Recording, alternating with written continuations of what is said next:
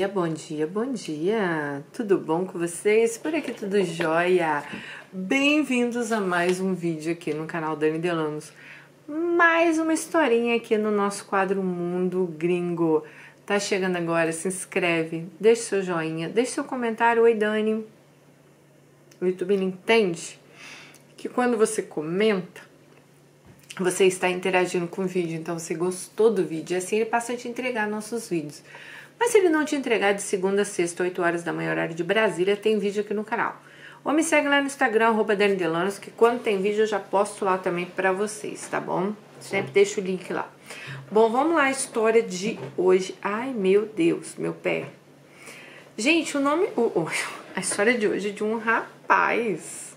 Sim, vamos ver qual é a história dele, porque os rapazes também têm vez aqui no nosso canal, tá? As histórias dos homens também têm vezes aqui no nosso canal. Quer mandar sua história pra gente? daniresponde@hotmail.co.uk. O meu e-mail tá aqui embaixo no box de informação. Assim como meu Instagram, @DaniDelanos, o link se você quiser comprar meu livro. Tem várias coisas aqui, tá, gente? Tem também a playlist do Mundo Gringo, que você assiste todos os vídeos do canal. Olha, haja vídeo. Bom, Dani, meu nome é Romeu, porque todos os rapazes do canal se chamarão Romeu daqui pra frente. Já falei pra vocês, foi o nome que ganhou na nossa votação. Ficou entre Juan e Romeu, os finalistas, e Romeu ganhou. Meu nome é Romeu, tenho 23 anos e moro em Belo Horizonte. Minha história é mais casos de família do que o Mundo Gringo. Mas vamos lá, resolvi contar porque já me mandaram calar a boca tantas vezes que eu acho que eu me liberto contando minha história a partir da minha experiência. Ao contrário de muitas histórias, eu nunca passei nenhum tipo de violência física nem sexual e nunca também passei nenhuma necessidade material. Pelo contrário, eu sempre tive mais do que eu precisava. Eu sempre tive tudo o que eu quis. As minhas questões foram causadas por dois fatores: minha mãe e minha sexualidade. Eu sou gay, daqueles gays que nunca precisou nem assumir, pois sempre foi muito claro desde que eu era muito novo. Eu nasci assim. Eu sempre fui muito afeminado. Ainda sou, mas mudei um pouco com o passar dos anos. A primeira vez que me zoaram, eu tinha 6 anos.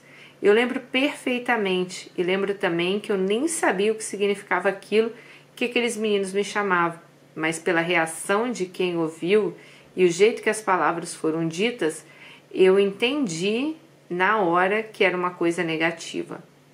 Daquele dia, então, se abriu um portão do inferno na minha vida. As palavras e ofensas que eu nunca tinha ouvido viraram situações diárias.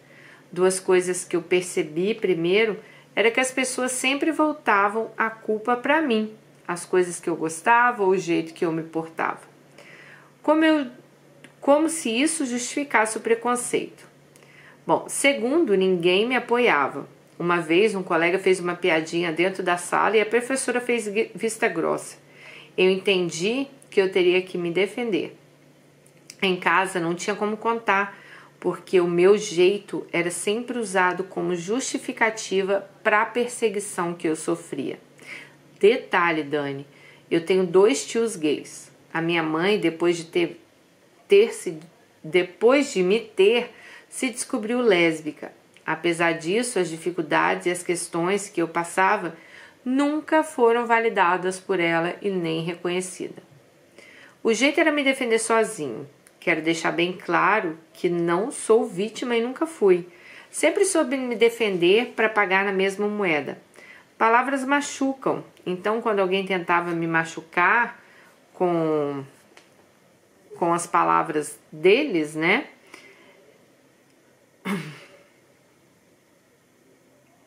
Eu voltava 3 vezes mais forte.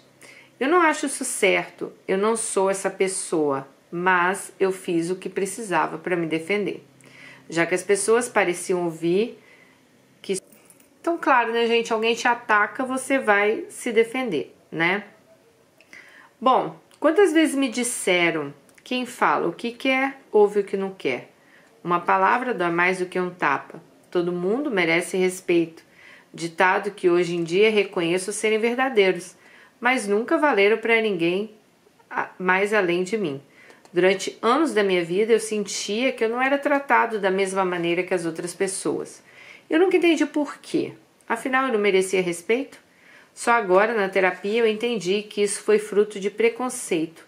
Nem sempre ser chamado de bicha, viado e tantos outros nomes é a única maneira que o preconceito se manifesta. O preconceito vem de várias as formas. Bom, as coisas começaram a mudar. Morávamos na casa do meu avô. Minha mãe começou a sumir no meio da noite. Ela passava finais de semana sem aparecer em casa. Meus tios iam lá e ficavam bravos, sempre cochichando pelos cantos que algo estava errado. Então foi aí que descobriu que minha mãe estava viciada em crack. Eu não tinha nem noção de tempo, sabe? Mas as coisas se desgastaram rápido demais na família. Eu lembro ser criança e me levarem para um lugar estranho, era uma favela. Na época eu nem conseguia realizar isso.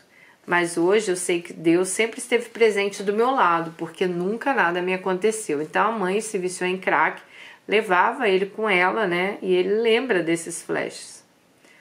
Eu lembro de um sábado, minha tia me buscou de manhã para ir para a igreja. Minha mãe disse que iria no centro comprar tinta de cabelo e nunca mais voltou. Lembro que no domingo à noite eu liguei para a polícia do telefone da minha avó para falar que minha mãe tinha sumido. A moça me disse que eu tinha que esperar 48 horas. Eu tinha só 9 anos. Mas ainda ia piorar. Morava minha mãe, minha avó e meu avô. Minha avó tem uma casa numa cidade do interior. Então eles resolveram me mandar para lá. Gente, foi horrível. Foram 2 anos de sofrimento. Eu saí da escola, da minha casa, fiquei longe da minha família e de tudo que acontecia. Então, mas eu fui para lá com a minha avó. Minha avó saiu dessa cidade, ela tinha 16 anos, ela era muito humilde, inocente, passou por muitas humilhações lá também. Teve violência doméstica, perdeu 2 filhos e inclusive uma morreu afogada num balde. Ela já estava cansada, com raiva, endurecida pela vida. E tem mais, quem tem que ficar com o filho é mãe e não a avó. Então a avó pegou ele, voltou para esse interior aí, né, onde ela tinha essas péssimas lembranças, e o que ele fala é o seguinte: quem tinha que cuidar de mim era minha mãe, não a minha avó. Então o resultado disso foram 2 pessoas presas numa situação que não queria estar. Minha avó reclamava de absolutamente tudo o que ela tinha que fazer para mim. Ela me xingava muito, apesar dela nunca ter me batido. Eu respondia na época, pois eu não entendia, pois aquilo me dava raiva, né? Ninguém consegue ser tratado daquele jeito o dia inteiro. E mais uma vez o sentimento que ninguém via a meu lado permanecia comigo. Todo mundo dizia: sua avó estava ali nas portas da casa dela para você. Mas parece que na cabeça deles, um menino de 9 anos, sendo perseguido do jeito que eu era, tendo uma mãe usuária de crack, era normal, eu tinha que aceitar tudo. Quando minha mãe saiu de casa, eu comecei a ser tratado como um problema. Eu só servia para dar trabalho. Eu acredito que não tenha sido de propósito, mas eu era tratado como um estorvo na vida de todos. A sensação que eu tinha, pelo jeito que eu era tratado, era que a culpa de tudo que acontecia era minha. Morar naquela cidade era um inferno. Na escola ninguém falava comigo. As agressões até então verbais viraram ameaças e agressões físicas. Eu tinha que correr para não apanhar e ainda ouvir que a culpa das coisas que aconteciam eram minhas. Eu estava tão cansado de ser feito de piada. Eu tinha um desejo tão grande de me enturmar, mas tudo aquilo só me colocava em situações desagradáveis. Eu já tinha sido xingado na escola o dia todo. Minha avó só tinha palavras de grosseria e coisas desagradáveis para me dizer. Eu buscava afeto na rua. Aquelas pessoas, os vizinhos da casa de baixo, queriam me fazer de piada. Quando eu cansava de ser piada e tentava me defender, eu era ameaçado. Uma vez me disseram, chegaram a falar para ele o seguinte: se me pegassem, eles iam me matar e me jogar no meio do mato e ninguém ia me achar. E não teria nem a minha avó para ajudar. Bom, Isso foi de um homem que devia ter uns 30 anos e eu 9 nessa época. Eu nunca fui santo, mas eu nunca fiz nada para merecer esse tratamento. Os piores dias eram nos finais de semana. A gente ia para casa da minha prima e lá era bem pior. De todas as pessoas, para mim, ela era pior. Ela gostava de me humilhar. Ela tinha 30 anos, 3 filhos, mas isso não impedia dela ser uma pessoa medíocre. Era insuportável. Eles me xingavam, falavam coisas horríveis de mim. Falavam que a minha avó cuidava de mim porque ninguém da família me suportava e por isso que eu tinha sido mandado para lá.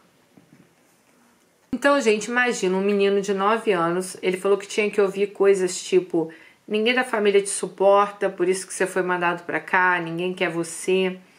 Essa minha prima, ela tinha 3 filhos, né? Todos eles me tratavam com humilhações. Em outubro de 2007, minha mãe foi atropelada. Eu não sei muito desse tempo que nós ficamos separados. Eu sei que minha mãe chegou a morar na rua e sabe-se Deus lá mais o que ela fez para conseguir drogas. Ela chegou a andar na frente de um traficante que tinha mania de fazer isso com quem ele devia. A intenção era atirar nela pelas costas e ele tinha fama de não errar. Deus foi tão forte que ele errou. Então ele andou, ela chegou a ser ameaçada de morte, né? Depois eu descobri que o atropelamento da minha mãe foi uma tentativa de suicídio. Em 2008, minha mãe foi morar na cidade do interior comigo. Eu nunca mais fui na casa dessa prima aí, mas as coisas não mudaram muito. A minha mãe, ela tinha intenção de continuar a vida que ela tinha antes das drogas, né? Com amizades, cerveja, barzinhos. Mas agora todos os vizinhos me humilhavam e ainda acrescentavam minha mãe nas ofensas. Eu ficava solto e uma criança precisa de limites. Minha mãe se juntava com a minha avó nos xingamentos e nas ofensas e a fama de mal educado sempre ficou comigo. Em dezembro de 2008 eu fui embora e ainda voltei no início de 2010. E até hoje me pergunto o que eu fui fazer lá. Eu não posso deixar de dizer que vai além da diferença de cultura de uma cidade grande para uma cidade pequena. Vai além da humildade. As pessoas lá eram pobres de espírito, inveja, fofoca, crueldade com animais. Tudo isso era muito normalizado. E eu sentia raiva dessas pessoas, né? E por muito tempo tive que fazer terapia para superar tudo isso. Em 2009, minha tia Carla me chamou para morar com ela. Essa tia sempre foi uma figura materna na minha vida. Hoje eu moro com ela e temos uma relação de mãe e filho.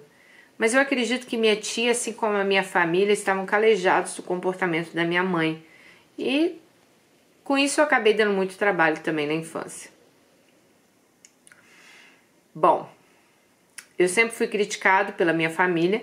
Eu não tinha uma característica, eu tinha o pior dos defeitos. Tudo que eu fazia era ruim, era horrível. Eu me sentia a pior pessoa do mundo devido às críticas.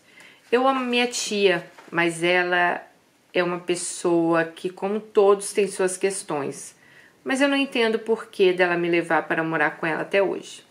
As críticas e as implicâncias atingiram o ápice. Acho que uma vontade de me consertar e não fazer o mesmo com a minha mãe tinha machucado muito a minha tia. Minha tia ajudou a criar minha mãe por ser a irmã mais velha.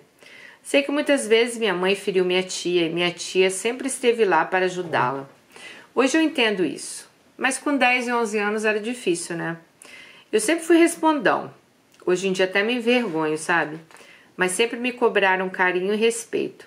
Mas raramente eu era tratado assim. Isso envenenou nossa relação. E ainda lutamos com os efeitos dessa época até hoje. Eu tenho muita dificuldade de perdoar, não só os outros, mas também os erros que eu cometi. No final as coisas estavam desgastadas. Quando surgiu a oportunidade de morar com minha mãe em 2011, eu não vi a hora. Meu avô era um homem muito difícil de conviver. E eu ficava pensando como seria a vida quando a gente tivesse a nossa casa. E fui com essa expectativa, né, morar com a minha mãe. Bom, em 5 anos que eu morei com a minha mãe, aquela nunca foi minha casa. Eu morava lá. Eu entendo que minha mãe foi mãe com 20 anos. Eu não consigo imaginar a responsabilidade de ter um filho nessa idade. A essa altura, em 2011, minha mãe já estava num emprego bom, ela ganhava bem. Minha mãe sempre foi muito profissional, inteligente, esforçada, boa de serviço. Então, nunca teve dificuldade em arrumar trabalho. Eu acredito que ela estava num momento de querer viver a vida dela, não de ter responsabilidade com o filho. Eu preciso ressaltar novamente que, em termos materiais, nada nunca faltou para mim, em nenhum momento da minha história. Hoje eu sei que eu sempre tive tudo do bom e do melhor, e reconheço como fui e ainda sou privilegiado, mas outras coisas começaram a acontecer. Bom, minha mãe não estava afim de cuidar de mim, ou de me dar qualquer apoio emocional. Então, toda vez que surgia uma demanda nesse aspecto, a frase era: eu não vou ficar cuidando de você para você fazer 18 anos e viver sua vida e me deixar para trás. E assim ela saía para os bares e me deixava para trás. Outro problema era a família da noiva da minha mãe. Eles eram bem unidos. Daquele tipo de... Lembra que a mãe se descobriu lésbica, né, gente? Eram daquele tipo de se juntar nos finais de semana, almoçar todo mundo junto. Eu ainda estou entendendo o que aconteceu nessa época, então é até difícil de contar. Mas o preconceito, mais uma vez, me atingiu. Era mais velado, mas atingiu. Isso causou efeitos na minha saúde mental. Eram microagressões que iam doendo e machucando. Eu era folgado, mal educado e todos os outros nomes possíveis. Eu era levado até o limite. Quando eu atingi o limite, a situação virava. Como todos eram da família, eu era de fora, todos se defendiam. Já que eu nunca baixei a cabeça e sempre me defendi quando senti necessidade. Então eu brigava com os filhos e com os pais, que se gabavam de cuidar dos filhos, mas faziam vista grossas para atitudes preconceituosas deles. A essa altura ninguém era bobo, mas todo mundo sabia o que rolava. Então todo mundo via que as pessoas agrediam ele verbalmente, mas ninguém fazia nada, né? Minha mãe nunca me defendeu, sempre tomava o lado das outras pessoas. Isso doía. Ela via muitas vezes um outro exemplo. Ela via isso muitas vezes. Aí ele disse, um outro exemplo era carona. Às vezes íamos nos lugares e minha mãe se oferecia para dar carona. Ela fazia 4 viagens e eu sempre o último. Como eu cansei de ficar sozinho nos lugares esperando a minha mãe. Claro que isso não me traumatizou, mas é mais um exemplo que para minha mãe eu nunca fui prioridade. Antes disso, minha mãe teve uma outra namorada. Fomos morar com ela em 2004. Lembro de pouco, mas eu era sempre chato, mimado, enjoado. Uma vez eu fiz uma coisa que causou uma briga entre as duas e a namorada da minha mãe ficou sem conversar com ela. Minha mãe disse que se ela não voltasse a conversar comigo, ela também não conversaria comigo. E assim foi uma semana sem ninguém falar com ninguém. Eu tinha 6 anos, gente. Alguns anos depois dessa época, minha mãe já estava envolvida com drogas, então ela roubou a casa dessa ex. Nessa noite, minha mãe foi presa na minha frente. Quando eu finalmente voltei a morar com a minha mãe, depois de muitos anos, nossa relação era péssima. Eu tinha ressentimento da minha mãe pela época que eu passei com ela e pelas coisas que aconteceram comigo. Eu me lembro que às vezes eu escutava a voz da minha mãe e eu me enchia de raiva. E era um sentimento horrível. Nessa época era insuportável. Eu tenho até vergonha de lembrar do meu comportamento. Mas era assim que eu me sentia. Gente, nada estava certo. O jeito que eu tratava minha mãe afastava ela de mim.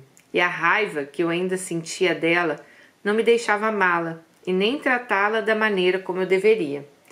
As pessoas ao nosso redor não ajudavam. E a sensação que eu tenho é que elas traziam à tona o pior de nós dois. A implicância comigo era descarada. E ao ver a falta de reação da minha mãe nas situações, só piorava. Eram ofensas, situações, brigas, era tudo. Ele falou que tinha situações feitas para constranger ele e para conseguir uma reação de mim, para me diminuir, me deixar desconfortável. Se eu falasse alguma coisa, a culpa era minha. Não tinha respeito, nada, gente. Eu era destratado. Eu era estranho na minha própria casa.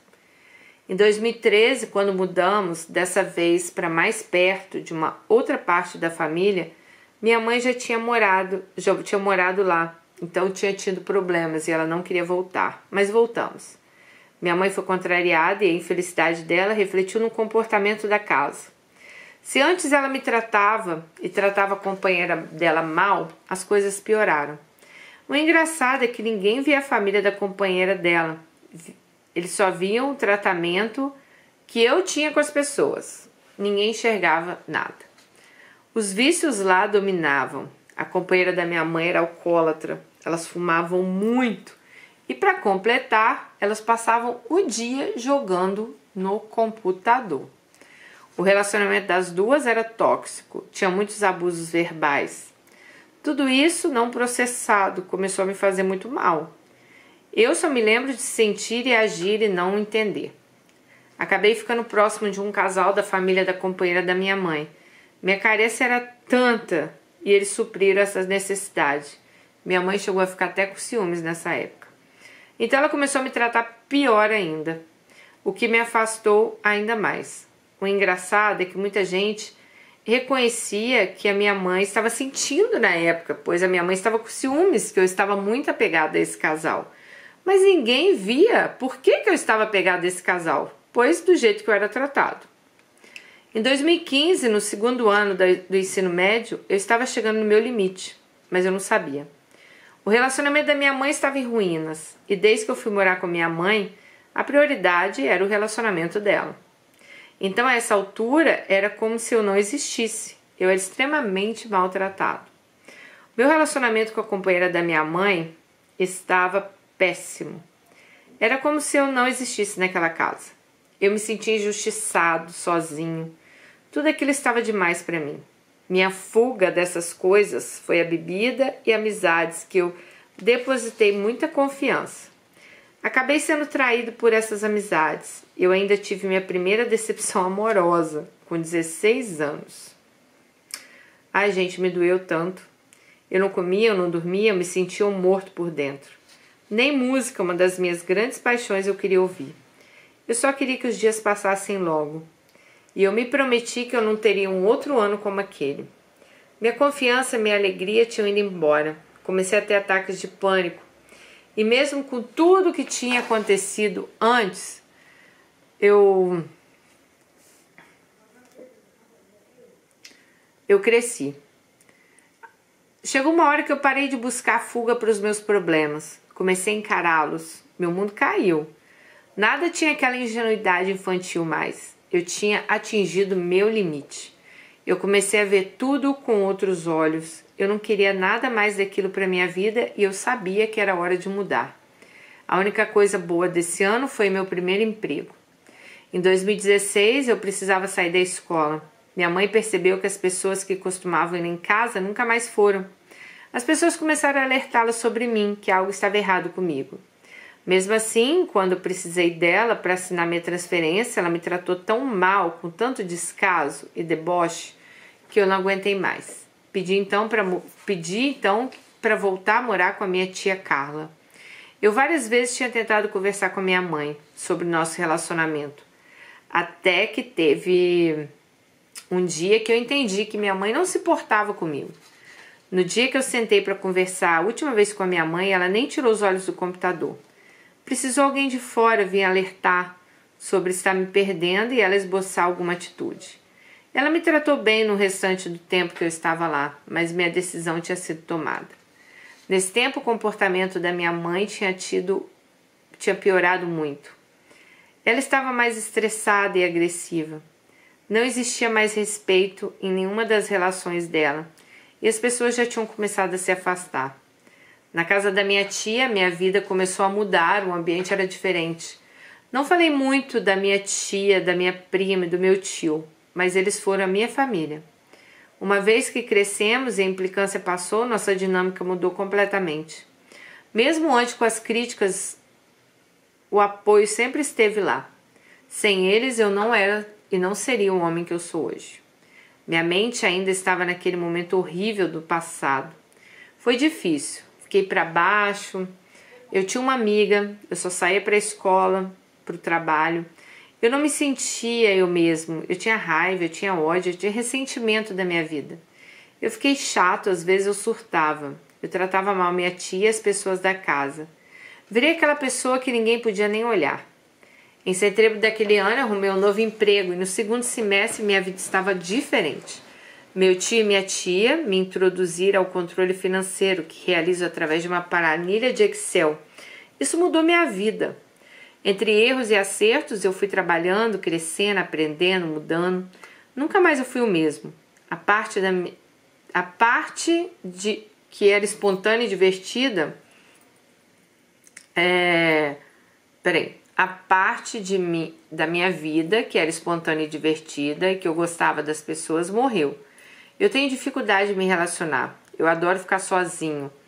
Em um dos meus surtos, eu decidi que seria melhor eu ficar sozinho do que ser tratado de maneira que eu era por outras pessoas. Então eu comecei a cortar as pessoas da minha vida. Sumi e comecei a viver a vida do meu jeito. No início foi na marra.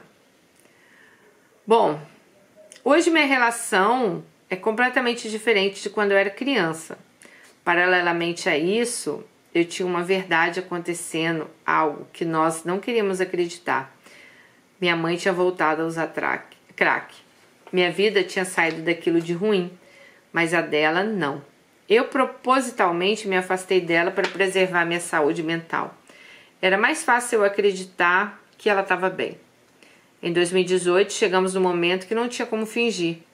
Foram meses de sofrimento até achar uma clínica de reabilitação para minha mãe e convencê-la aí. Ela passou 5 meses na clínica, desrespeitou as regras e foi expulsa. Depois eu fiquei sabendo que no mesmo dia que ela tinha desaparecido, sumiu por dias. Ela não dava notícia, não sabíamos se ela estava viva ou morta. Chegou a fazer aviãozinho. Minha mãe chegou a ser aviãozinho, que é transportar droga, né? Mas eu acho que Deus sempre esteve do lado dela. Gente, sem a minha tia Carla eu não teria conseguido nada. Ela me deu tanto apoio. Meses depois de muita dor física e emocional, muitas brigas e estresse, dia 14 de julho de 2019 eu fiz 21 anos e eu consegui internar minha mãe pela segunda vez numa clínica diferente. Dessa vez com muito mais estrutura e uma abordagem diferente. Eu tomei à frente o tratamento e participei de cada decisão, de cada visita. Entre altos e baixos, minha mãe conseguiu alta em março de 2020 e ela está livre das drogas até hoje. Eu sofri tanto nessa época. Eu aprendi muito sobre mim. As pessoas falavam que mãe você só dá valor quando perde. Mas quando você acha que vai perder, você valoriza também. Eu passei dias e noites esperando pelo telefonema que ninguém, principalmente nenhum filho, queria receber. Graças a Deus esse telefonema não veio. Que seria, né, da mãe dele poder estar morta, né, já que ela vivia na rua com crack, essas coisas. Eu tirei forças da minha tia e de Deus e coloquei meus sentimentos e emoções de lado e fui cuidar da minha mãe. Eu aprendi tanto sobre mim e mudei minha perspectiva de vida. Hoje eu continuo trabalhando, continuo fazendo terapia, vivendo a vida, cuidando para que quanto eu conseguir evitar, eu não precise jamais passar pelas mesmas situações que eu já passei. É impressionante o quanto as microagressões têm um impacto na sua vida. As memórias me atormentam. Eu luto para superar o passado e conseguir construir uma relação com a minha mãe. Eu não quero com essa história bancar a vítima não, gente. Mesmo que você não publique, Dani, eu estou me sentindo revigorado de ter contado aqui minha história para vocês. Um beijo. Um beijo, meu querido. Vamos dar o nome dele de Romeu. Gente, a gente sempre fala aqui em drogas, vícios, isso e aquilo. Agora, quando é sua mãe ou seu pai, eu acho que principalmente a mãe. Porque a mãe é aquela coisa assim, minha mãe tá ali pra mim, né? Meu alicerce. Pelo visto aqui, eu acho que ele nem tinha conversa com o pai dele, né?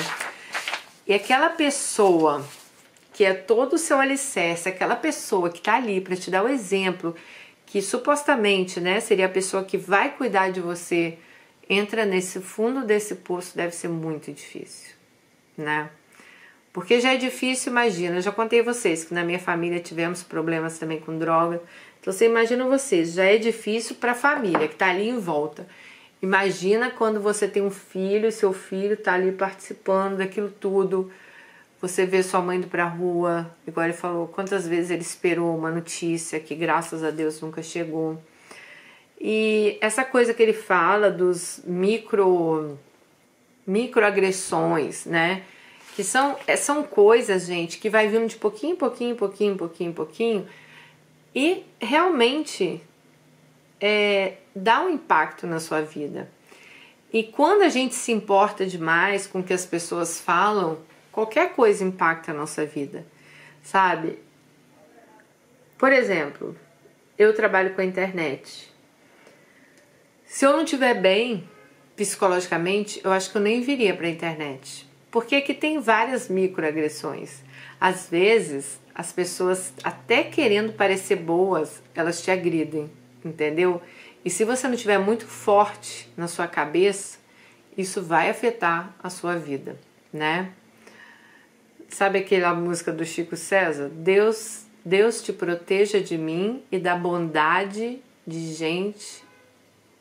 Não, como é que é? Deus te proteja de mim e da maldade de gente boa, da bondade da pessoa ruim.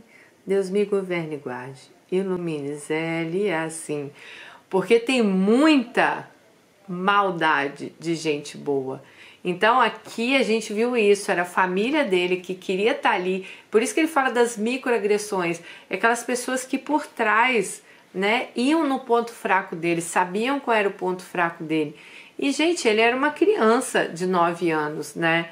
Então, ele cresceu com isso. E, claro, óbvio que você vai se revoltar, claro que isso aí vai mudar a sua vida, né?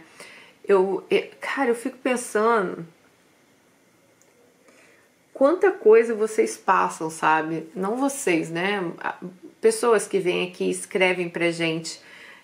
Claro que eu li sua carta, claro que, né, você escreveu com tanto carinho pra gente. Eu sei que foi uma carta de desabafo, mas eu acho que é uma carta que pode ajudar muitas pessoas aqui, muitas meninas também que passam por isso. Hoje no Instagram eu recebi uma mensagem, deixa eu ver se eu acho aqui a mensagem dela, vou mostrar. Vocês sabem que no Instagram, vocês sabem que na minha vida, gente, eu sempre mostro muito a vocês, assim, mesmo não estando com meus filhos, mas o amor que eu tenho por eles, tudo, sabe, que eu faço por eles.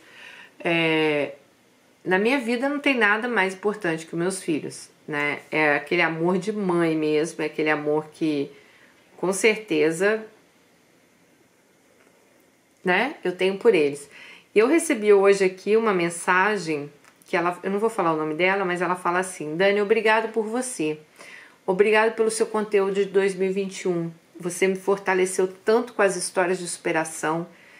Eu digo que eu posso ir além e seus vídeos me fizeram acreditar nisso. Eu não tive uma infância boa. Eu não tive uma adolescência boa. Eu cresci sem acreditar em mim. Um belo dia, alguém acreditou em mim e me acolheu na casa dele. Com ele eu venci meus medos, meus traumas. Aí ela já tá falando do namorado dela, né? E nós já estamos indo pro nosso 3º ano juntos. E ela disse que o namorado dela sempre fala uma frase que ela queria compartilhar comigo. Ele passarão e nós passarinho. Aí ela disse que o ano de 2022 seja lindo para você. Aí ela fala assim: você é a mãe que eu sempre quis ter. Eu fiquei tão emocionada assim que ela botou isso. Ela botou assim: espero que na próxima vida Deus me dê a graça de ter uma presença materna que seja tão carinhosa como você é. Porque assim, eu fico pensando, gente, tudo bem que eu também, a minha mãe, ela foi meia fria, sabe? Mas eu acho que como eu fui criada pelo meu pai, o meu pai deu tanto amor pra gente, que talvez ele tenha suprido isso, né? Então eu nunca me senti assim. E depois que a gente foi morar com a minha mãe, eu já estava maior, já tava, né, já tinha 17 anos. Então eu acho que essa carência assim, que talvez a minha mãe possa ter deixado, ou não sei, o meu pai supriu isso. E eu fico pensando, meu Deus, eu sou mãe, eu tento dar o mundo para os meus filhos, sabe? Eu tento dar o melhor. Poxa, eu não tô reclamando, mas eu faço as coisas da minha vida pensando neles, pensando no bem-estar deles. Eu posso estar longe, eu ligo todos os dias, eu falo com eles 3, 4, 5 vezes por dia. Eu sei que eu encho o saco deles, mas é para eles nunca esquecerem mesmo o quanto que eu amo eles, o quanto eu tô aqui para eles, pro que eles precisarem. E eu fico tão abalada, sério, gente, quando eu vejo alguém que fala que não teve o carinho de mãe, que não teve um carinho de pai. E eu fico pensando, meu Deus, como foi a vida dessa pessoa de crescer assim? Igual o nosso amigo aqui da história, sabe? Poxa, como foi crescer assim, sem ter o carinho da mãe, ou você sentindo a sua mãe te desprezando, né? Sem ter talvez o seu pai por perto. Complicado, né, gente? Complicado. E caramba, vocês sobreviveram, né? Vocês estão aí hoje, vocês estão, né? Vocês deram a volta por cima. Aí eu penso assim, muitas vezes essa mesma pessoa talvez lá na frente pense, eu não vou conseguir lidar com uma situação, sei lá, de casamento ou disso. Dani, o que você acha? Eu tenho que sair fora desse casamento. Aí ela me conta a vida dela toda, que ela é uma sobrevivente, cara. Ela deu a volta por cima, ela deu um nó em pingo d'água. Aí lá na frente ela não consegue se... Dani, você acha que eu tô num relacionamento abusivo? Eu não consigo sair disso. Eu penso, meu Deus, vocês conseguiram sobreviver, cara. A falta de amor de um pai, de uma mãe, uma família desestruturada. E como é que você se apega nisso? Sabe? Eu acho tão pequeno em cima de tudo que vocês já passaram. Você tá me entendendo? Então, assim, escrevam, se abram mesmo. A gente vai estar aqui para ler. As meninas e os meninos vão estar aí para comentar e para ajudar vocês. E olha, Romeu, você é um sobrevivente, você é um vitorioso. Você foi aí por tudo depois que a sua mãe mesmo fez, e eu acho que a vida é assim. A gente está aqui para evoluir, é a sua mãe. Você foi lá, você tomou a frente, você internou ela, você está ajudando ela, né, a voltar para a sociedade, e isso é muito bonito mesmo, assim, da sua parte. Fico muito feliz mesmo de ver isso, tá? E, poxa, gente, todos vocês que passaram por coisas tão difíceis às vezes, né? E vocês vêm, eu aprendo tanto com vocês, e vocês às vezes vêm falar, Dani, estou num relacionamento abusivo, não consigo sair disso. Eu penso, meu Deus, vocês saíram de tanta coisa, vocês sobreviveram a tanta coisa, né? Pensem, voltem lá no passado de vocês, pensem tudo que vocês passaram, o quão forte vocês foram. Pode ter certeza que às vezes essa força, ela some de dentro da gente, mas vocês vão achar o quão forte vocês são hoje também, tá bom? Um beijo no coração, fiquem com Deus e até o próximo. Tchau.